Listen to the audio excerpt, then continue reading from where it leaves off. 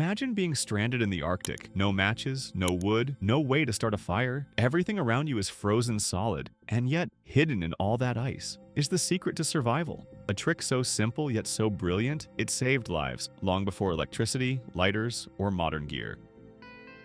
In the 1800s, Arctic explorers and native Inuit peoples faced brutal winters. Temperatures dropped to -40 degrees, winds howled for days without stopping, and when their fire-starting tools failed, they turned to the very thing that seemed most hopeless: the ice itself. Here's how it worked. First, you had to find clear ice, no cracks, no bubbles, a perfect block, like frozen glass. Then, shape it. Melt the edges with your hands, carve it carefully with a knife. You needed to create a lens, just like the magnifying glasses we use to focus sunlight. Next, polish it smooth. Use snow or a scrap of cloth until it was so clear it could catch the light. Then came the hardest part, holding that ice lens steady, catching just the right angle, watching as a single point of burning sunlight touched the tinder. A wisp of smoke, a kiss ember, and if you were lucky, a flame. It wasn't just clever, it was survival. When supplies were lost, when everything was frozen and soaked, this knowledge, passed down by Arctic peoples, meant the difference between life and death. In the wild, survival isn't about strength. It's about knowing the hidden tricks that nature offers, if you know where to look. If you enjoyed this forgotten survival